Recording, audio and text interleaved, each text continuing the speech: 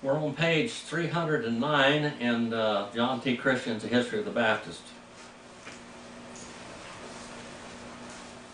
As the Baptists went into wilderness, they went into these wilderness so they could have freedom of religion and so they could preach.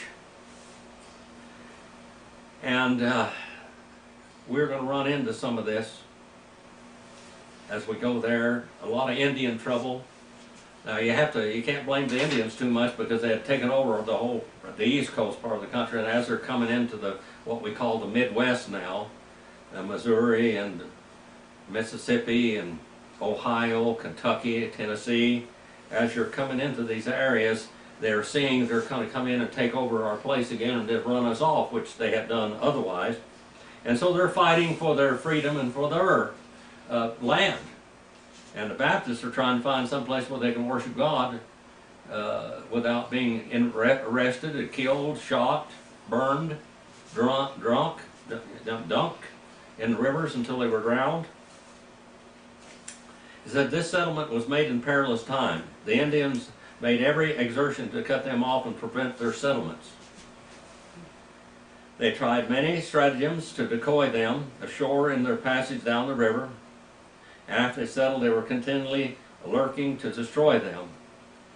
And they were obliged to, for a number of years, to live mostly in forts and blockhouses, and notwithstanding all the precautions, a number of their first settlers fell victims to the raids of their savage neighbors.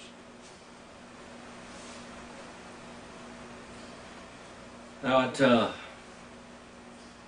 in 1787, James Smith, a Baptist minister whose name is found in the first table of Kentucky, made them a visit. And he preached the gospel with good effect. A few families in their settlement had been in the habit of keeping the Sabbath, governing their children, and holding meeting for religious purposes. At that period, there was none who had been members of churches. Their method of observing the Sabbath was to meet, sing hymns, and one would read a chapter of the Scripture or a sermon from some other author. No public prayer was made until after the visit of Smith. And some had professed to be converted at that time. And James Smith visited the settlements of Illinois 3 times. The Indians made frequent depredations against them. On one occasion, they captured Smith and conveyed him prisoner to one of their towns in Wabash. Now, I want you to understand, thinking about these Indians, these are Cherokees, and these are the civilized tribes. And why they call them civilized tribes is because they had great plantations and homes and cities and towns. Mm-hmm. They didn't live in villages like teepees, and these people had homes. The people of Illinois, though extremely poor, raised a ransom of $170. In January 1794, Josiah Dodge, originally from Connecticut, but one of the pioneers in Kentucky, visited Illinois in February, baptized 4 converts. One of those baptized by James Lehman Sr., who had become a preacher, and left 4 sons who were preachers. No church was organized on this occasion. In the spring of 1796, David Bagley removed his family from Virginia to this territory and preached among people for several weeks, baptizing 15 persons. With the aid of Joseph Chance, organized the new design Baptist Church. Of 28 members, the work prospered, and shortly afterwards, in 1798, 2 men organized another church of 15 members in the American Bottom. Now, you have to realize they had to build churches here. Some people would drive a day to get to church. Mm-hmm. And when they got to church a whole day, they wanted to camp out and eat and to hear preaching all day. And so they had to put churches in like every 10, 15 miles, because this is a long time. They didn't have Studebakers and Cadillacs. They had horses and buggies and foot. Of 28 members in the new design Baptist church, the work prospered, and shortly afterwards, in 1798, 2 men organized another church, 15 members, in the American Bottom. The churches in Illinois soon became sadly divided on the subject of slavery and other causes. The Baptists of Illinois lived a genuinely pioneer life. You wouldn't know that today. Illinois is pretty well populated. Many a family, says one of those associated with these heroes of the faith, long after the new design was settled, was exterminated, tomahawked, and scalped by the Indians. The cougar, the coyote, the bear, the Indian had to be met in those days by one class of men, while another class turned the sod and tilled the soil and reaped the grain, and still another had to plant and build and sustain the churches. All of these onerous duties were often performed by one and the same class of people. The man went to the place of a workshop clad in a suit of dressed buckskins, with moccasins on his feet, a shot pouch swung at his side, and the ever-present rifle on his shoulder, and preached the gospel to few neighbors and gathered inside the log cabin while others were stationed outside as watches and scouts and pickets.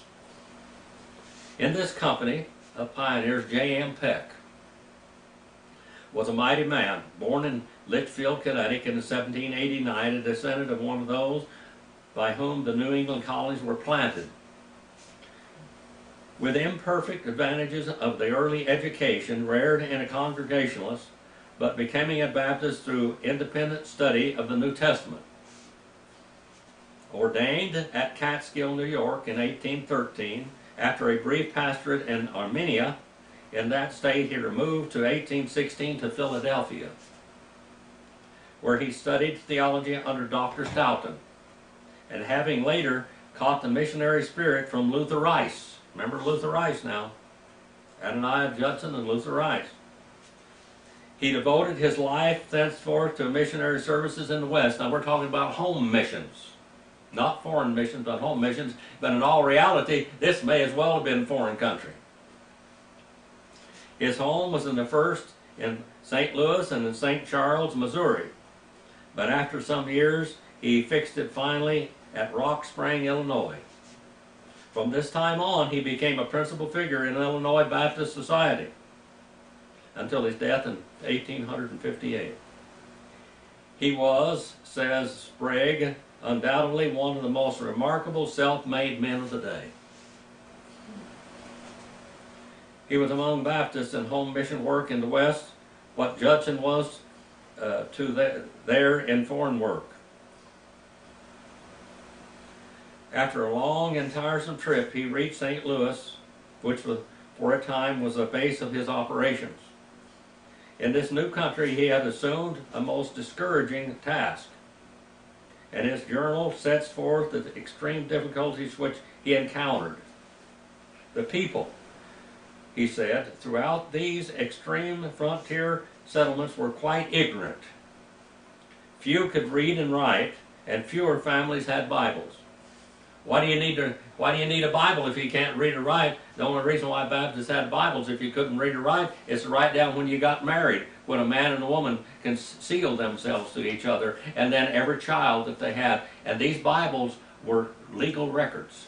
Mm-hmm. But many of the families that even had a Bible could not read them. The people throughout this frontier settlements were quite ignorant, and few could read and write. They knew not the name of a single missionary on earth, and could not comprehend the reasons why money should be raised for the expenses, and why ministers should leave their neighborhoods to preach the gospel to the destitute in other places. Remember, we got a lot of hard-shell Baptists here too. Hard-shell Baptists are extreme Calvinists. And they don't believe you need to send a missionary, because if there's a guy out there going to be saved, God in His irresistible grace is going to draw him to church. Theologically. They manifested the same apathy in their worldly business. A small cornfield and a truck patch were the height of their ambition. Venison, bear meat, and hog meat dressed and cooked in the most slovenly and filthy manner, with cornbread baked in the form of pone and when cold, as hard as a briquet, constituted their provisions, meager lives. Coffee and tea were prohibited articles amongst this class. They didn't have any coffee and tea. That's luxury. For had they possessed these articles, not one woman in 10 knew how to cook them. Didn't know how to make coffee or tea. Not a school had existed. A kind of half-savage life appeared to be their choice. Doubtless, in a few years, when the land became into market, this class of squatters cleared out for the frontier range in Arkansas. They just kept going from one frontier, like Abraham Lincoln's father. He said, if you can see the smoke of the neighbor's chimney, you're too close. Start moving.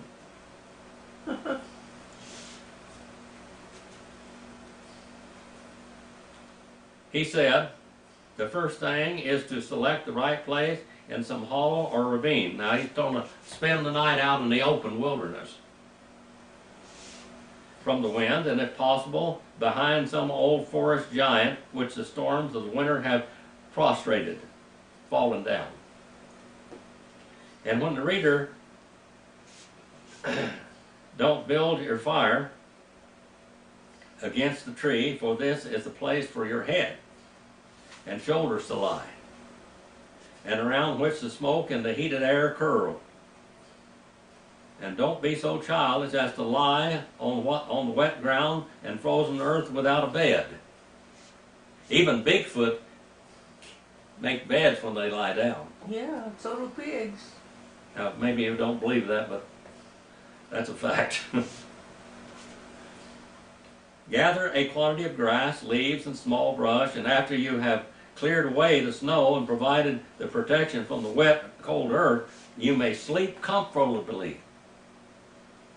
If you have a piece of jerked venison and a bed of pone and a cup of water, you may make out a splendid supper, provided you think so, for as a man thinketh, so is he. If you have jerked meat, venison, I have some venison jerky right here. You can take that venison jerky, and it's really dried, and mine is really dry, like powder, almost like a potato chip. If you take that and put some vegetable or something with it, or even just some cornmeal, and boil it in a pot for a while, you got like a cereal with meat in it. Yeah. He was never a great speaker, but he was a great organizer. He saw in the new country the need of schools. On a visit to the Bethel Association of Missouri, he put into operation a plan of society which worked wonders. When he called on by the association to speak upon the subject of missions, he presented a copy of the annual report of the board, and then enlarged at length upon the value of missionary work and the opportunities which were opening for large and successful undertakings by the denomination. This is Baptist now. Foreign missions were inland here. He also suggested that the association, through its corresponding secretary, enter into a correspondence with the Board of Foreign Missions. He then outlined the plan to propose society to embrace all Baptist churches in Missouri and Illinois, which would desire to affiliate with them. And he submitted for discussion a carefully prepared constitution. According to its provisions, the objects of the new society were to be twofold: to aid the Western mission, that's Illinois, that's Ohio, that's Missouri, that's Tennessee, that's Arkansas, Kentucky. These were wildernesses. In spreading of the gospel and providing common schools in the western part of the America, both among the whites and the Indians. Educate the Indians also. It's awful hard for a Baptist to go behind a Catholic that has enslaved the Indians and filled them with superstition more than what they even had before, and you go in there and try to tell them the truth. You may get hit in the head with a tomahawk. A person of good moral character could become a member of on payment of an annual fee of $5. Each Baptist association contributing to the work to send 2 missionaries to the annual meeting. These are what you call, this is delegates. They had this in the book of Acts. And one of the matters particularly emphasized was the consideration of means whereby prospective school teachers and ministers could be aided in obtaining an education. Many times, ministers became school teachers because they were the ones who could read and write, if they could read and write, okay? And so it was to, first of all, to educate the ministry, and then ministry could educate the people in these villages. It was not the purpose of the founders to use any of the funds of the society to pay salaries of teachers amongst white settlers. This was done by the local communities. But the society was to aid worthy young people to prepare for the ministry and for a profession. And it was also to be on the lookout constantly for good teachers to import them from the East. Now today we wouldn't want to export or import teachers from the East because they're too liberal. Now the East was the conservatives at this time. If it deemed advisable to introduce them to the schools. In other words, it was to combine in this department of activity the functions of teachers recruiting station and Board of Education and Teaching Agency and Sunday schools. That was a foreign thing, remember. Now, Sunday schools weren't looked upon as good. They were looked upon as, and in the North they already had Sunday schools to get the kids out of the factories, to educate them, to learn, teach them how to read and write. But here, very few people knew how to read and write, and these Sunday schools were newfangled ideas.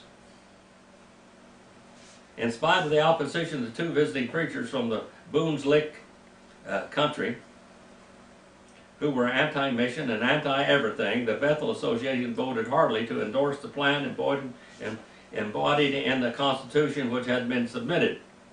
It was formally adopted that the Illinois Association on October the 10th and by the Missouri Association October the 24th, following its adoption by the later body, the organization of the society was completed, and under vigorous leadership of Mr. Peck, this is James Peck.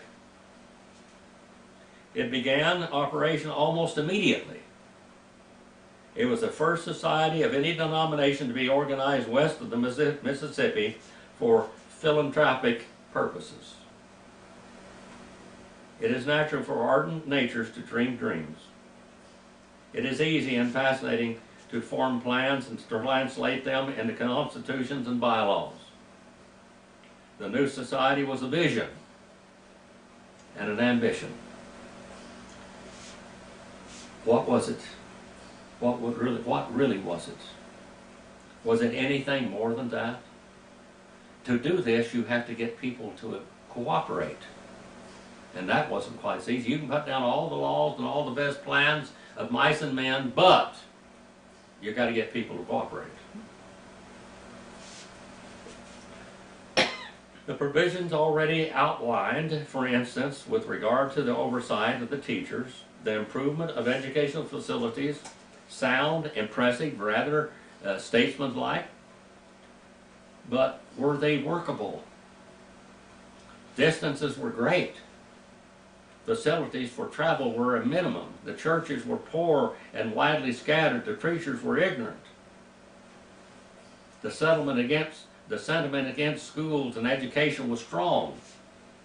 Remember, these people believed God was supposed to pour the message in your head when you got up in the pulpit. More like the Pentecostals and the charismatic group today. The people were occupied with the immediate task of clearing the land and making a livelihood, and all the conditions of life were primitive. Immorality was prevalent. Religious indifference was almost universal. How was the strong and positive influence of the new educational system to be made effective? Immorality. You know what the immorality was? The greatest part of the immorality is not observing the Sunday Sabbath. Now, we did have Seventh-day Sabbaths. Seventh-day Adventists. I'm not Adventist, but Seventh-day Baptist. But if you didn't observe, if you worked on Sunday, you were considered immorality, horrible, gross immorality. You should be home either going to church or teaching your kids on Sunday. It is difficult to say just how it was done, but that it was really accomplished is is shown by the facts. Within 3 years after the formation of the new society, more than 50 schools were established in Missouri and Illinois. They were common nuisances with drunken and illiterate Irish Catholics at their head, had before existed. This seems startling, but inconceivable, yet the fact stands. Out of the movement comes Shirtlift College. About the year 1800, the immense stretch of the country from the Ohio to the Great Lakes and thence to Missouri was known as the Northwest Territory. Now you think of Northwest Territory is up in Washington and Oregon, up in that area. But here, the Northwest Territory was this country that was looking like, this is the pioneer, this is the wilderness. It was divided into 7 counties. Wayne County included the whole of Michigan. Knox County, the most of the Indians and part of Illinois, most of Indiana, that is, and part of Illinois. When the settlers in the wilderness began to clear small patches of ground around William McCoy of Shelby County, Kentucky, and made frequent visits to Indiana and preached the gospel with good results, he was the father of Isaac McCoy, who became the apostle to the Indians in this section. As a result of these visits, he organized a church about the year 1798. Now we're vacillating back in the 1700s and 1800s, just back and forth. We're talking about different people. It said there had been some dispute about the regard of this church, for it appears to have been at times likewise called Owens Creek, Knox County. He had a son, Isaac McCoy, who was associated with George Waller of Kentucky. Together, they explored the wilderness of Indian Territory, as far as the vicinities, preaching wherever they could gather a few persons in cabins or in woods. Through their instrumentally, a church was organized 8 miles north of Vicinos in 1806. And the same year, a church was called Bethel, further down the Wabash. These were followed by an organization of Petoskey, Salem, Moriah, and Pigeon Creek churches. Now remember, there was a Pigeon Trail back then. My great-great-grandfather, Smith Paul, ran away from home because his father married a woman and she wanted him dead. She tried to get him hung for horse thief. Anyway, he took off. They took off down the Pigeon Trail. And back in then, these wild pigeons, they would roost in these trees, and they could just reach up there with a stick and knock some of them down, and you could cook them and eat them. There were so many. Well, using them for targets, this is where we have the clay pigeons. Except they weren't clay pigeons at one time, they were real pigeons. They caught these pigeons, they turned them loose, and people would shoot them by the thousands. And they would come and shoot them by the thousands until they were all gone. The carrier pigeon is no more. But this was the Pigeon Trail. The 6 churches with 6 ministers, Alexander Devins, James Martin, Isaac McCoy, Stephen Strickland, were formed into an association called Wabash. It met in the Bethel Meeting House in Knox County, and the sermon was preached by George Waller. The churches number 133 communicants. This was 3 years before the organization of the Silver Creek Association, whose churches were planted earlier. The remoteness of the Wabash from other associations doubtlessly hastened the organization. In other words, they wanted churches to organize together and get in associations like they did in the Bible, in the book of Acts, to encourage each other doctrinally sound. That's one of the things Baptists have always had tried to preach, doctrinal soundness. And they were trying to get the churches to be what was the Bible taught and why you believe it. And the Silver Creek Association was formed in 1812 from churches mostly dismissed from the Long Run Association in Kentucky. These associations were followed by others in this section. In the southwestern portion of the state, a few Baptists settled in 1809. George Hume from Campbellsburg, Kentucky, made repeated visits to the Langrye. A stream empties into the Great Miami a few miles below Cincinnati. Cincinnati, remember that name.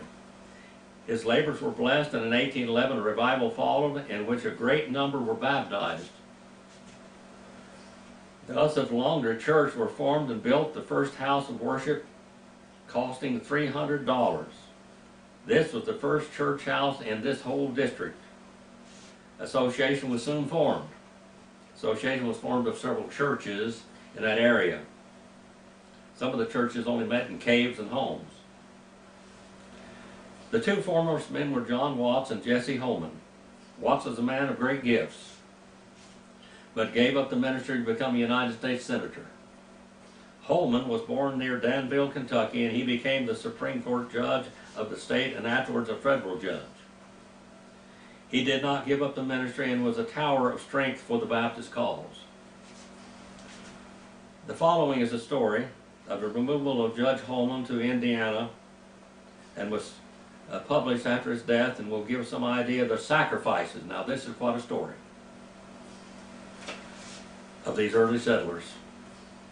I set my house on furniture. A very small stock by water. By water means by boat. To reach Verdestin before my arrival. The weather had been remarkably fine for several days, and on Monday evening, when we crossed the river into Indiana, there seemed to be a fair prospect of its continuance, but about the time we started on Tuesday morning, it commanded snowing. It commenced snowing, and the snow continued to fall all day. My wife's health was still delicate. Her babe was 2 months old, and yet we persevered in our journey. In fact, there was but little prospect of doing better, as there were few families living on the road and not much promise of accommodation by them. They would go from family to farm, and they would stay in there and sleep in their beds, and they would feed them. This is hospitality. This is what we call country or pioneer hospitality. When he reached our cabin, we were cold, we were hungry, we were fatigued, and what a prospect we presented. The eye of the civilized woman scarcely ever looked upon a more lonely, dreary, desolate habitation. The men who had in charge of my furniture had not arrived. No mark of human feet, no, nor the feet of any animal, had disturbed the smooth surface of the snow around our cabin. All of this as uniform and as unbroken as if no living thing had ever been there, or had long since departed. The inside of the hut was chilling and cheerless as the prospect was outside. The snow had drifted through the crevices in the roof and down upon the open chimney and covered the floor, and some places were as deep as it was outside. There was no fire. It was more than a mile down the river hill to the nearest dwelling, and the night was setting in. It gets cold at night, doesn't it, Marilyn? We live in the wilderness, don't we? And there were myself, my weary wife, sinking with exhaustion, chilled and shivering with cold, our sweet, tender infant. It was no time for thought, but for action. Not that we didn't think in such emergencies, but thoughts rush in so rapidly in succession that scarcely a moment is employed in thinking. You act. I had a small feather bed and some blankets, which I had used while preparing my habitation. I scraped the snow from part of the floor, and there lay a bed, and folded my wife and my baby into the blankets, then laid them on the bed and wrapped it over them, and cheered and encouraged the dear woman with the assurance that she should have all the comforts it was in my power to give to her. I gave her lips and the heart all the warmth of my kisses could impart, and then secured my horses and sought the nearest habitation. He secured the horses out of the weather. There are very few men who could outrun me when I would put forth with my utmost speed. and never had I such a motive for such a speed before in my life. I had run when I thought the Indian's tomahawk was just behind me. I had run from the fangs of the surly bear and the ferocious wolf, but I never before ran to prevent my wife and my child from perishing with cold. Seldom, if ever, was such a distance traversed by man in such a short time. The strides I made in descending the hill and afterwards to be seen in the snow, they were prodigious, but I could have run no further. I instantly dispatched 2 men, inspired with something of the energy with which I was nerved.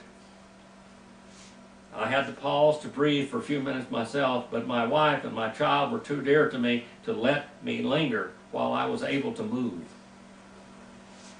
I returned, however, much slower than I came. My 2 neighbors, with great zeal and diligence, for which I shall always feel gratitude and grateful, had built up a large blazing fire and swept the snow from the floor. This is neighbors now. This is what neighbors do back then. This is pioneer neighbors.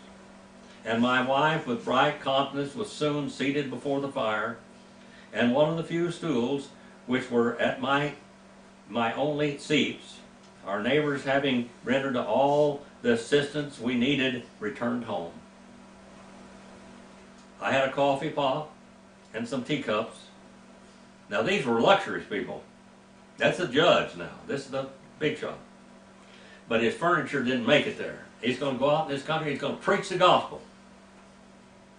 In which he made and drank our tea, not the most palatable to refined tea drinkers, but we were thankful for it. After which I read the chapter in the Bible, and we for the first time in our lives knelt down together and gave thanks to God for the mercies we had enjoyed, and committed ourselves to his paternal care. And there is not much of this world's goods that we are absolutely necessary to happiness. And we had laid down that night on our very humble couch with feelings as cheerful as we had ever been enjoyed, when surrounded with all the comforts of our luxuries and in the splendors of life. So it was with me, so that I believe it was with my wife. She was far less accustomed to privations than I was, but she always said, I believe she said truly, that she could be happy with me in any situation. Mm-hmm. You've said that many times, haven't you, Marilyn? You could be happy with me in any situation. But she was now, and for a long time, but severely to the absolute hardest tests. Our furniture did not arrive. We looked for a day after day, but it came not. We were suffering for want of it, and our neighbors were too few, too far distant, and too destitute themselves to lend us any, and there was none to be purchased. I borrowed a single chair and 1 or 2 trifling articles, and with these we lived for about a week. I was compelled to go out and several times among the neighbors in order to procure the means of subsistence, food, and we had few nearer than 3 or 4 miles apart. 3 or 4 miles in the snow is a long way. Yeah. I remember this winter when I was walking out there in 5 and 6 foot of snow. For me to get out there 100 yards to one of the storage containers was, and out there in between the storage containers was a tractor. And I had to get on that tractor and see if it would run, and see if I could get it to go through all this snow before we could get in and out of our yard. That was a task, and it was only 50 yards. On these occasions, Betsy was left alone with the infant in a solitary wild where no human beings were to be seen, and she knew not where to be found in case she needed assistance and protection. Transported at once from a populous region swarming with inhabitants, from the border of a highway, along the stream of passengers was incessantly flowing to an unpeopled wilderness, which the retiring savages had recently given up to the wild beasts and few backwoods Americans. Her imaginations had full room for dreary pictures and dark apprehensions. Everything tended to involve gloom and foreboding. My presence ensured protection to her. My smile lightened her solitary scenery. But in my absence, all was startling loneliness and fear. This is quite a story, isn't it? Yeah. Quite a story. This is what our forefathers, this is how they brought the gospel to the wild, wild west. You know, when I was about 5 years old, I went back to visit my family in Oklahoma.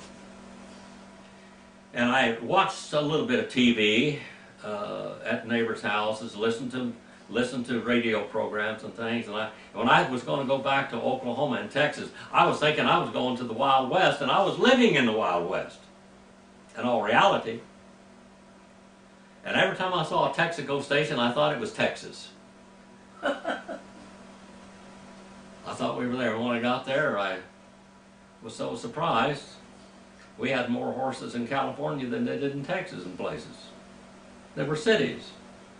Still, down my little street where I lived there on Citrus Avenue, every morning and every afternoon, there was a buckboard coming down with a horse-pulled buckboard with a guy saying, "Iceman, Iceman, Iceman." Right behind me was a stable where they rented out horses, a livery stable called Ragsdale's Riding Academy. And I was one of the bronc busters out there that kept the broncs going in the right direction. I realized I was in the Wild West already. And we're going to get in later on where when the Baptists came to California.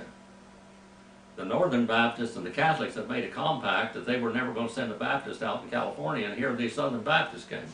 These Southern Orthodox missionary Baptists. And when they went to church with a gun. Because the Catholics were going to break up their organization here right away. Well, these are the things that our people died for and lived for and suffered for in deprivation, in wilderness, so they could preach the gospel. Our Father, we send this message out that you might honor and glorify it throughout the world. Make people appreciate what they have today and what we need to hold on to too in this time and age that we live in. Father, please forgive me where I fail you. In Jesus' name.